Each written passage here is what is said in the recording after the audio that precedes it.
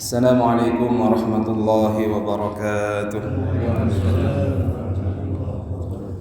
Bismillahirrahmanirrahim. Alhamdulillahi rabbil alamin wa bihi nasta'inu ala umurid dunya waddin. Wassalatu wassalamu ala asyrafil anbiya'i wal mursalin sayyidina wa maulana Muhammadin wa ala alihi wa ashabihi ajma'in. Allahumma anfa'na bima 'allamtana وانفعنا بما ينفعنا وزدنا علما نافعا اللهم اغفر لنا ذنوبنا ولوالدينا وارحمهما كما ربيانا صغارا رب اشرح لي صدري ويسر لي أمري واحلل عقدة من لساني يفقهوا قولي أما بعد. Alhamdulillahi rabbil alamin. Puji syukur kepada Allah Subhanahu wa taala, kita berkumpul kembali di tempat yang penuh mubarakah ini, di salah satu rumah daripada rumah-rumah Allah Subhanahu wa taala, yang dikatakan bahwasanya ada beberapa golongan orang yang nantinya akan mendapatkan naungan di antara naungan daripada naungannya Allah di hari kiamat, di mana pada waktu itu tidak ada naungan kecuali naungannya Allah. Salah satunya adalah rajulun qalbuhu mu'allakun bil masajid, orang yang hatinya selalu tertaut dengan masjid. Nah, ini disebutkan dalam hadis tersebut adalah termasuk orang yang nanti mendapat naungan ketika tidak ada naungan di saat itu kecuali naungan Allah Subhanahu wa taala. Mudah-mudahan kita semua yang berada di tempat ini dan seluruh keluarga kita daripada mendapatkan naungan Allah Subhanahu wa taala. Amin Allahumma amin. Alhamdulillah rabbil alamin. Kita melanjutkan kembali tafaqquh fiddin kita dalam rangka taqarrub, dalam rangka mendekatkan diri kepada Allah Subhanahu wa taala. Kemarin kita sudah membahas tentang wadah, yaitu wadah yang disebutkan bahwasanya emas dan perak tidak boleh digunakan sebagai wadah, tetapi barang-barang lain selain emas dan perak boleh dijadikan wadah untuk apa saja. Sekarang kita masuk ke pasal yang baru, yaitu kita bahas tentang wudu. Wudu ini salah satu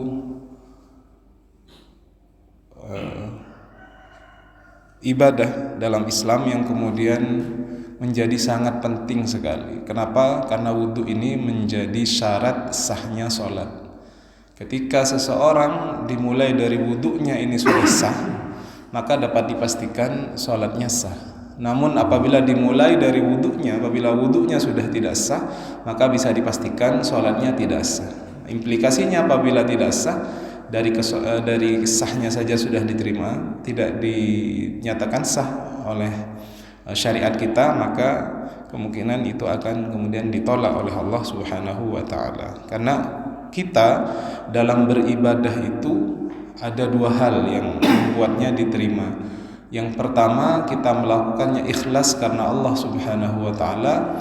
Yang kedua adalah meniru Nabi Muhammad sallallahu alaihi wasallam. Jadi tafaqquh kita di sini dalam rangka kita untuk meniru bagaimana ibadahnya Nabi Muhammad sallallahu alaihi wasallam.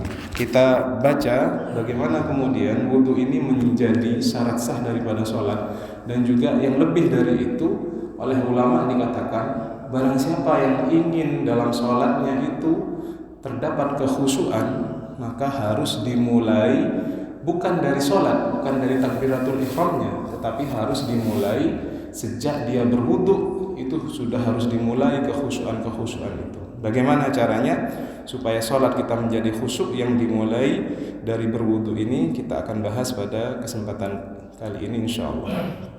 Baik, halaman 3 di baris yang terakhir kita baca, faslun wa furudul wudu'i sittatu asya'. Qala al-musannif rahimahullahu ta'ala wa nafa'ana bihi wa bi ulumihi wa amaddana bi madadihi wa hafadha 'alaina bi barakatihi wa asrarihi fid dharain amin. Faslun, ini adalah sebuah pasal. Wa furudul wudu'i sittatu asya'a. Wa furudul wudu'i, adapun fardu-fardunya wudu, sittatu asya'a adalah ada 6 perkara. An-niyatu inda ghasli al-wajhi. Yang pertama, an-niyatu ialah niat, membaca niat inda ketika ghasli, membasuh al-wajhi, wajah. Yang pertama, niat ketika membasuh wajah. Wa ghaslul wajhi, dan membasuh wajah. Ini yang kedua. Wa ghaslul yadaini ilal mirfaqaini, dan membasuh kedua tangan ilal mirfaqaini, sampai kedua siku. Kemudian selanjutnya wa mashu ba'dir ra'si, dan membasuh sebagian kepala. Kemudian wal ghuslu ar-rijlaini ilal ka'bain, dan membasuh kedua kaki sampai kedua mata kaki. Kemudian wat tartibu ala ma dzakarnahu, dan tertib ini berurutan ala ma dzakarnahu, atas apa-apa yang sudah kami sampaikan tadi. Jadi ada 6 rukun ataupun fardu wudu ketika kita melakukan wudu, dan wudu kita dinilai sah ketika 6 fardu ini kita lakukan. Jadi yang pertama adalah an-niyat. Niat ini kata ulama mahalluha al-qalbu. Niat itu posisinya, tempatnya itu ada di hati. Tetapi dalam madhab asy-Syafi'i kita disunnahkan untuk talaffuz bin niyah. Disunnahkan kita untuk melafadzkan niat itu untuk taqwiyatul qalbi, untuk menguatkan hati kita. Jadi bagaimana? Kita bilang nawaitul wudu'a li raf'il hadatsil asghari fardhan lillahi ta'ala. Baru kemudian ketika kita mengambil air dengan tangan kita itu, dimulai sejak menyentuhnya air pertama kali di wajah kita, itu harus niat. Posisi niat ketika wudhu adalah ketika kita membasuh pertama kali wajah kita dengan air. Dan niat ini tidak boleh hilang sampai kita selesai daripada membasuh wudhu.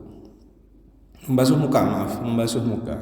Jadi posisi niat ketika kita membasuh muka inda ghuslil wajhi, disebutkan di sini membasuh ya, atau mencuci muka. Maka di sini sudah jelas sekali harus kita mengalirkan air begitu ya. Jadi ketika niat mengalirkan air. Bagaimana kemudian apabila misalkan sekarang beberapa tempat itu kita harus wudu di tempat yang ada WC-nya. Boleh enggak kita talaffuz bil lafzi ini? Kata ulama, kita tidak boleh kemudian menyebutkan zikir ataupun bersuara ketika kita berada di tempat yang ada WC-nya. Maka kalau ada tempat yang ada WC-nya dan kita ingin berwudu di sana, niatnya cukup di hati saja. Jangan dikeluarkan karena ada WC di situ. Jadi jangan sampai misalkan ada WC gitu, bismillahirrahmanirrahim, itu luar keras-keras aja, enggak boleh seperti itu. Maka cukup di hati saja. Itu perkara niat. Maka niat itu harus di tempat yang suci. Maka seperti di masjid ini pasti disediakan 2, ada tempat WC dan juga tempat wudhu. Di WC kita melakukan buang air kecil dan sebagainya. Tapi ketika wudhu, kita wudhunya di tempat wudhu sehingga kita bisa melafadzkan niat itu. Yang berikutnya ghuslul wajhi, dan membasuh muka. Jadi batas yang kemudian harus basah dari muka kita, kalau bagian atas ini adalah perbatasan antara dahi dan juga tempat tumbuhnya rambut. Sampai di sini. Ini harus terkena. Bawahnya sampai dagu. Sedangkan samping ini sampai telinga sini, sampai ujung telinga sini dan kanan. Ini harus semuanya terbasahi dengan air. Kalau misalkan orang botak bagaimana? Rambutnya sudah offset ke atas. Apakah kemudian dibasuh seluruhannya? Tidak. Dikira-kira dahulu ketika dia masih tidak botak sampai mana dia batas tumbuh rambutnya. Ini kan bahaya, Pak. Kalau orang misalkan botak harus batas atasnya ke tempat tumbuhnya rambut, setiap wudhu dia akan mengkelucur rambutnya, tidak seperti itu. Jadi batasnya, misalkan dia botak, rambutnya sudah hilang, maka ketika dia masih ada rambut, sampai di situ dia batas wajahnya, sampai di sini. Kemudian kalau orang punya jenggot, andaikan jenggotnya itu tipis, itu harus kemudian dibasahi keseluruhan sampai yakin ke dalam kulitnya. Bedanya tipis sama tidak tipis bagaimana? Kalau kita ngomong sama orang dalam jarak kita bicara biasa, itu terlihat kulit daripada jenggotnya itu tipis. Tapi kalau sudah kita ngomong biasa hadap-hadapan sama orang, itu semuanya isinya jenggot, itu jenggot yang tebal. Nanti jenggot yang tebal itu hukumnya adalah harus diselat-selati. Jadi dimasukkan air seperti itu, diselat-selati kalau orang yang punya jenggot tebal. Nah itu batas, harus basah. Ujung daripada batas dengan rambut sampai ke dagu, kemudian telinga sini, itu semuanya harus basah dengan air. Kemudian ketika kita melakukan itu, jangan kemudian kata ulama menamparkan air itu.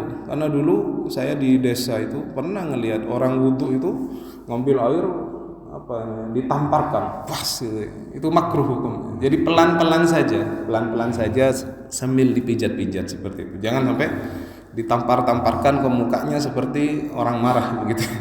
Ditampar-tampar. Itu termasuk makruh. Kemudian ghuslul yadaini ilal mirfaqaini, membasuh kedua tangan sampai siku. Siku ini posisinya di sini. Jadi ketika sampai siku itu artinya siku harus basah. Tetapi kata ulama, di antara sunnahnya wudu itu kita harus melebihkan dalam membasuh. Kenapa? Karena nanti di hari kiamat orang Islam itu akan terlihat cahayanya dari bekas-bekas wudunya. Makanya kalau membasuh jangan ngepres, yang ngepres saja sudah cukup. Dilebihkan, karena itu termasuk sunnah, sampai agak lebih sedikit. Jadi kalau misalkan kita punya baju lengan panjang, itu usahakan jangan yang terlalu ketat, karena ditakutkan nanti kita nariknya nggak sampai ujung sehingga daerah siku kita tidak terkena air. Nah, itu harus kena air semuanya. Kemudian mashu ba'dir ra'si, mengusap. Kalau ghuslu itu membasuh, kalau mashu ini mengusap. Bedanya membasuh sama mengusap. Kalau mengusap itu kita cukup ambil air kemudian kita usapkan, begitu itu sudah cukup. Sebagian daripada kepala. Biasanya kalau orang pakai songkok, kita mengusapnya hanya di daerah sedikit di depan rambut di sini, begitu ya. Agak dikeataskan kopiahnya, kemudian disentuhkan airnya, itu sudah cukup. Tetapi nanti pada sunnah-sunnahnya ini kita disunnahkan untuk membasuh keseluruhan dari kepada. Kemudian ghuslu ar-rijlaini ilal ka'bain, membasuh kedua kaki sampai dua mata kaki. Dua mata kaki itu bagian menonjol dari kaki kita itu. Antara betis sama kaki kan ada tulang yang menonjol. Itu adalah ka'ab. Itu namanya mata kaki. Itu harus dibasuh sampai di situ. Kemudian wat tartibu ala ma dzakarna, dan kemudian tertib berurutan. Jadi jangan kemudian kita dari muka langsung kaki kemudian tangan, tidak, tapi tertib. Dimulai dari muka, tangan, kemudian sebagian daripada kepala, kemudian kaki. Maka itu dianggap tertib, dan itu sudah apabila kita melakukan wudu cukup dengan mencukupkan kepada 6 fardu ini saja sudah berniat membasuh muka, kemudian membasuh kedua tangan sampai siku, mengusap sebagian kepala, membasuh kedua kaki sampai mata kaki, dan dilakukan dengan tertib, maka itu wudunya sudah sah. Itu batas minimal ketika kita melakukan wudu itu. Maka yang kita lakukan dari membasuh telinga atau mencuci telinga itu nanti kita bahas di sunnah-sunnahnya wudu. Kemudian seperti yang kita sampaikan tadi, bahwasanya wudu ini menjadi pembuka daripada kesunnahan atau pembuka daripada kekhusyuan dalam sholat. Ini disebutkan oleh ulama, dalam wudu ini kita disunnahkan untuk membaca doa-doa. membaca doa-doa agar kemudian hati kita selalu tertambat dengan Allah Subhanahu wa taala. Ada doa-doa yang kemudian diajarkan oleh ulama, semisal Al-Imam Al-Ghazali dalam kitabnya Bidayatul Hidayah. Yang pertama adalah ketika kita memulai berwudu itu kita membaca Bismillahirrahmanirrahim, seperti itu. Dilafadzkan Bismillahirrahmanirrahim. Maka ini pentingnya kita wudu tidak di tempat yang ada WC-nya, karena kalau ada WC-nya kita tidak bisa talaffuz, kita bacanya dalam hati saja. Bismillahirrahmanirrahim, begitu. Kemudian membasuh tangan. Setelah itu kita membasuh muka. Dalam membasuh muka ini, doa yang harus kita ingat adalah ini semuanya berkaitan dengan akhirat. Yang kita doa ketika kita membasuh muka yaitu Allahumma bayyid wajhi yauma taswaddul wujuh. Ya Allah, putihkanlah wajahku ketika banyak wajah-wajah menjadi menghitam. Wajah menghitam maksudnya ketika di hari kiamat itu orang-orang kafir itu wajahnya sedih, wajahnya pucat, wajahnya gelap, karena mereka tahu mereka akan masuk neraka. Maka kita berdoa, ya Allah, cerahkanlah wajahku, ya Allah, putihkanlah wajahku. Pada hari banyak kemudian orang-orang wajahnya menjadi murung pada hari kiamat itu. Yang kita ingat adalah wajah kita, mudah-mudahan ya Allah bersihkan, putihkan wajahku di hari kiamat nanti. Kalau enggak hafal bahasa Arabnya, pakai bahasa Indonesianya, ya Allah, bersihkan wajah saya atau putihkan wajah saya di hari kiamat, pada hari di mana banyak sekali wajah-wajah menjadi hitam, banyak sekali wajah-wajah menjadi murung. Itu ketika membasuh daripada muka kita. Kita ingat kondisi hari kiamat pada waktu itu. Ketika kita membasuh tangan, yang kita doa adalah Allahumma ti kitabi biyamini. Ya Allah, berikanlah kitab saya melalui tangan kanan saya. Karena nanti di hari kiamat itu disebutkan bahwasanya orang yang calon penghuni surga akan menerima catatan amalnya itu dari tangan kanan, sedangkan penghuni neraka akan menerima catatan amalnya dari tangan kiri. Maka kita berdoa, ya Allah, ketika kita basuh, kita kertek dalam hati atau kita ucapkan, ya Allah, berikanlah kitab saya nanti di hari kiamat dengan tangan saya. Ketika kita basuh tangan kiri, ya Allah, jangan sampai saya menerima daripada tangan kiri saya. Itu kita tanamkan dalam hati kita sehingga kita selalu melekat ta'alluq atau berhubungan dengan Allah Subhanahu wa taala. Kemudian ketika kita membasuh sebagian kepala, kita berdoa kepada Allah, ya Allah, berikanlah aku naungan kelak di hari kiamat ketika misalkan banyak orang-orang tidak mendapatkan naunganmu di hari itu. Jadi kita mohon naungan daripada Allah. Kita tahu ahwal yaumal qiyamah, keadaan hari kiamat pada waktu itu, di mana disebutkan yang kita dengar bagaimana orang-orang panasnya luar biasa, sehingga dari saking panasnya hari kiamat itu orang-orang yang tidak tahu, ya Allah, pindahkan kami dari padang mahsyar ini, pindahkan kami saja ke neraka. Mereka minta pindah ke neraka, padahal neraka mungkin lebih parah daripada padang mahsyar. Dari saking gentingnya pada waktu itu, pada hari itu di padang mahsyar itu memang kondisinya sangat carut marut. Bahkan umat-umat, bahkan para nabi itu tidak bisa menyelamatkan dirinya sendiri. Ada sebagian umat yang berkumpul untuk meminta syafaat, pergi ke Nabi Adam. Semua nabi-nabi datang. Mereka bilang nafsi nafsi.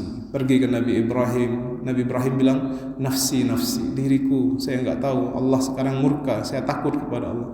Pergi kepada Nabi Musa, begitu, nafsi nafsi.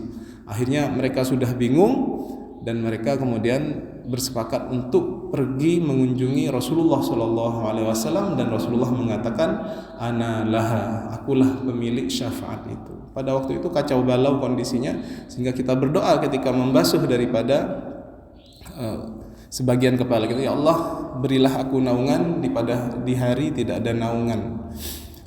Kemudian ghuslur rijlaini ilal ka'bain. Ketika kita membasuh daripada kaki kita, kita berdoa, ya Allah, tsabbit qadami ala sirat. Ya Allah, tetapkanlah kaki saya ini untuk menapak di sirat. Kita tahu di hari kiamat nanti akan ada sirat. Orang yang berhasil melalui sirat itu akan masuk surga, sedangkan orang yang terjatuh akan masuk pada neraka. Ya Allah, kita berdoa, ya Allah, tolong kuatkan kaki saya ini untuk melalui sirat.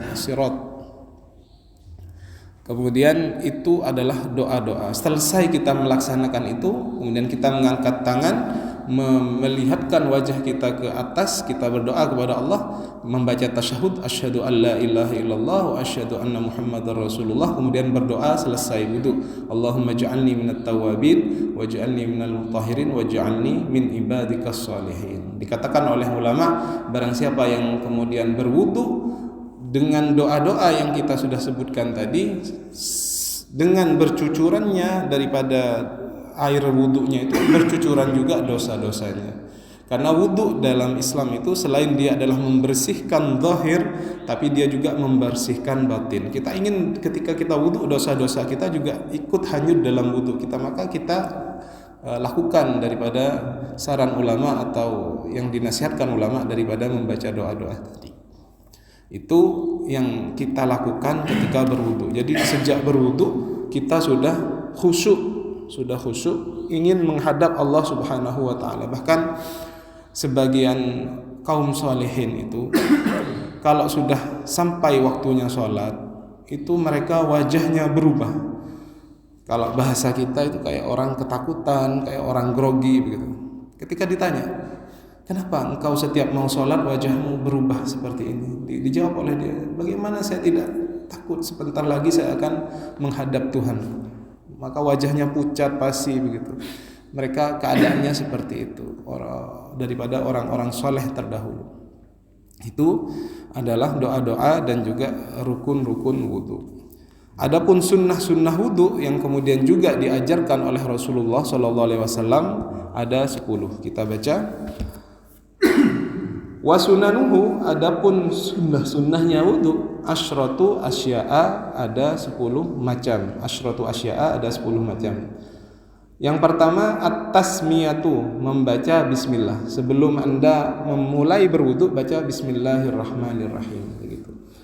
Kemudian yang kedua ghaslul kaffaini, membasuh daripada dua telapak tangan. Dalam membasuh dua telapak tangan ini ada faidah yang sangat besar. Dalam bab air kemarin kita belajar tentang air mutlak. Jadi ketika kita membasuh tangan terlebih dahulu dan kita posisi airnya seperti ini, kita bisa tahu air itu apakah air mutlak atau tidak. Dari kita lihat, oh airnya jernih, bagus. Itu kita lihat ketika kita membasuh kedua telapak tangan. Wa ghaslul kaffaini, dan membasuh kedua telapak tangan qabla idkhalihima al-ina, sebelum memasukkan keduanya ke wadah. Jadi zaman dahulu itu kan tidak ada pet, adanya adalah wadah air yang diciduk menggunakan tangan.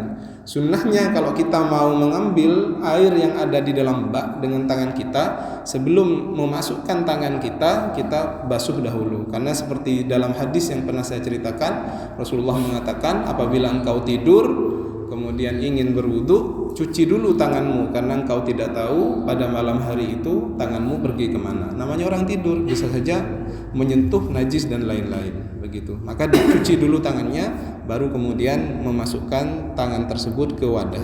Tapi zaman sekarang sudah ada pet, ya sudah dicuci dahulu, baru setelah itu kita mengambil air di pet itu. Wal matmadatu, dan berkumur-kumur, wal istinsyaku, dan istinsyak. Matmadah ini kumur-kumur. Jadi kumur-kumur 3 kali memasukkan air ke mulut, kemudian digerak-gerakkan sehingga kotoran-kotoran yang ada dalam mulut itu keluar. Afdalnya kata ulama dalam wudu itu dilakukan dengan bersiwak atau sikat gigi. Jadi sekalian daripada hanya cukup berkumur-kumur, sikat gigi. Karena disebutkan salat dengan siwak itu 70 kali lebih baik dengan salat tanpa siwak. Jadi sekalian Anda wudu, sekalian bersiwak atau menggunakan sikat gigi di zaman sekarang. Wal istinsyak, dan juga menghirup air melalui hidung. Jadi ambil air kemudian dihirupkan, kemudian istinsar. Istinsar itu mengeluarkan yang ada dalam hidung itu kemudian melalui tangan kiri. Ini sangat bagus sekali secara kesehatan. Pada saat Covid kemarin ini juga sangat disarankan, bahkan sekarang, karena bisa membersihkan area hidung kita daripada kotoran-kotoran. Jadi ini kumur-kumur dan istinsyak. Kemudian mashu jami'ir ra'si, mengusap seluruh kepala. Seperti yang saya contohkan kemarin, yang dipraktekkan oleh Rasulullah adalah beliau menaruh dua ujung jarinya ini di posisi di sini, dan ujung tangan ini di posisi depan kepala begini, posisinya di begini. Kemudian satu kali putaran ini dibasuh begitu, ditarik ke belakang sampai sini, kemudian dikembalikan lagi ke depan. Ini satu kali.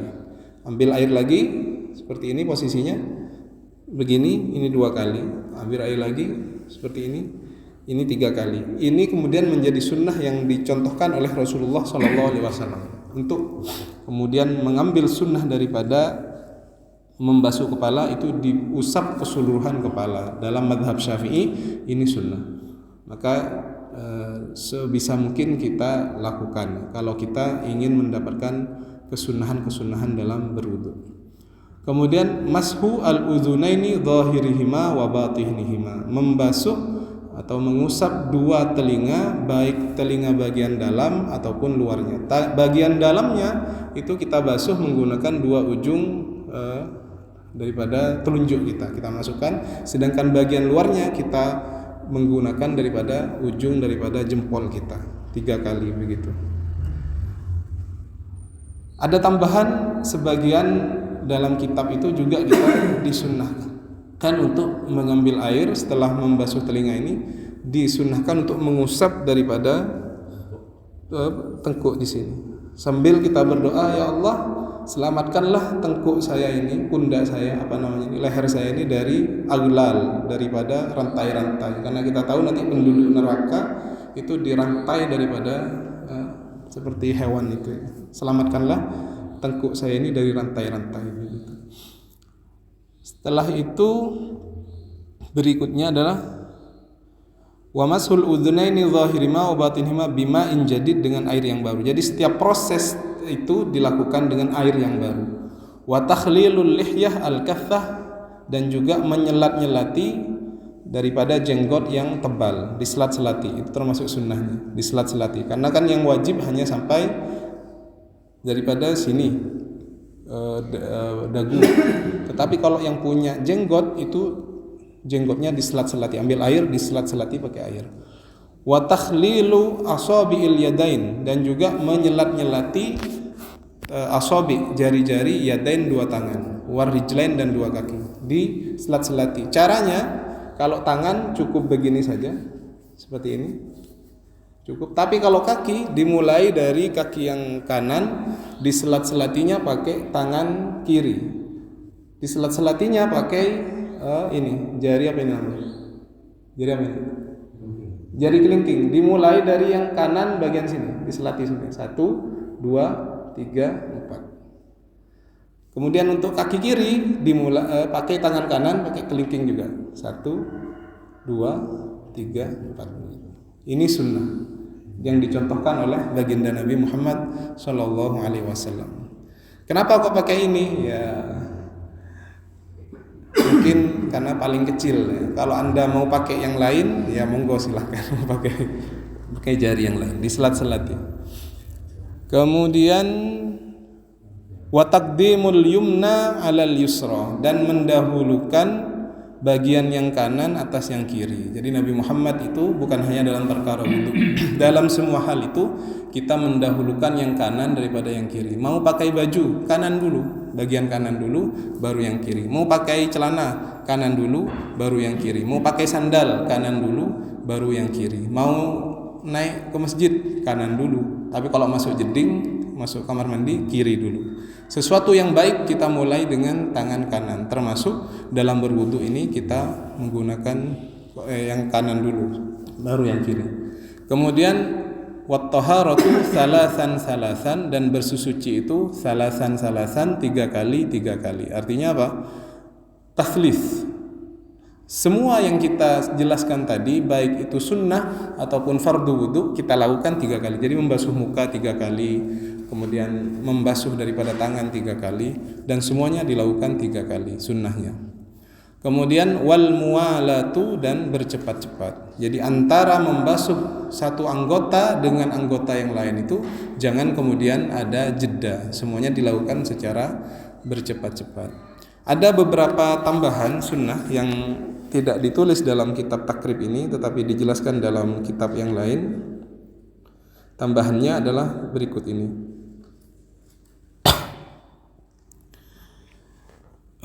Ad-dalku, memijat. Jadi ketika Anda mengalirkan air itu, jangan hanya dialirkan seperti ini, tapi dipijat-pijat seperti ini, digerak-gerakkan. Ini juga sunnah.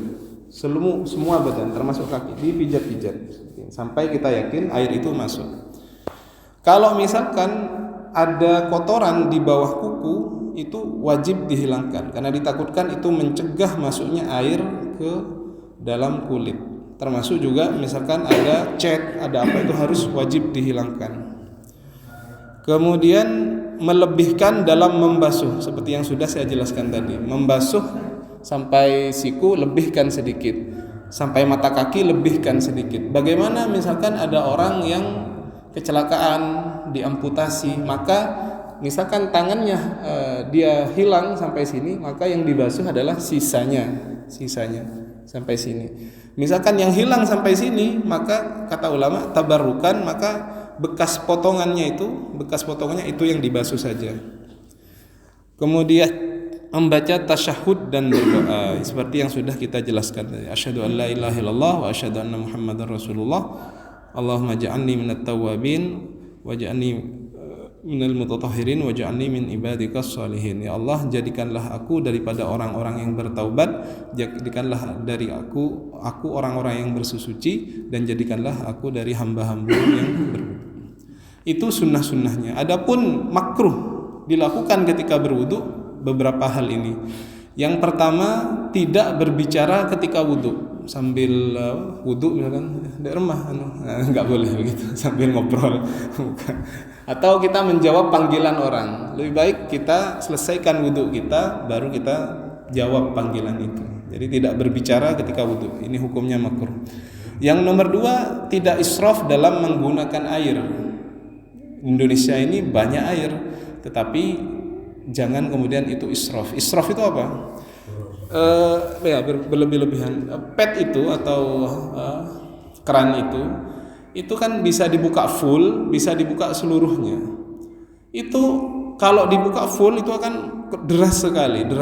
Makanya kalau yang pernah umroh atau pernah haji, itu di Mekah itu ada namanya kayak saringannya sehingga air itu menjadi banyak keluarnya. Seperti kalau di Indonesia itu ditambahi alat sehingga airnya itu keluar banyak. Apa fungsinya? Dengan sedikit air tapi bisa menjangkau anggota badan yang lain. Jadi kita tidak kemudian membukanya full, tapi buka secukupnya sehingga tidak boros daripada penggunaan air itu. Diakalinya dengan seperti itu, dengan alat yang bisa membuat air itu merata, pakai tambahan. Kemudian menamparkan air ke wajah, itu sudah kita jelaskan tidak boleh, ditampar-tamparkan. Itu juga tidak boleh. Kemudian termasuk makruh adalah mengeringkan air bekas wudu. Habis wudu langsung pakai handuk, itu enggak boleh. Jadi dibiarkan saja itu mengering dengan sendirinya, karena wudu itu ibadah dan kita tidak ingin dihilangkan. Tetapi kalau ada uzur misalkan sakit atau apa, monggo disilahkan dibersihkan, tidak apa-apa. Tapi dalam keadaan normal mengeringkan air bekas wudu itu adalah makruh.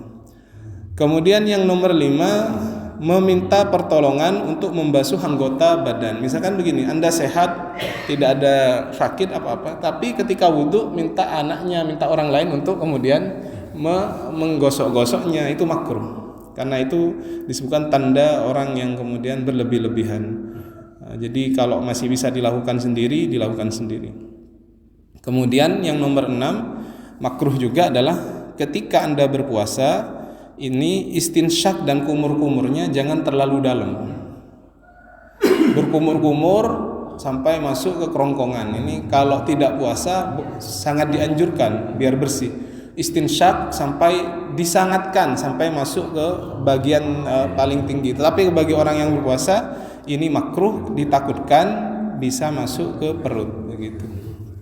Nah, ini adalah hukum berwudu daripada fardunya, daripada sunnah-sunnahnya yang makruh dilakukan beserta tambahan tadi doa-doanya.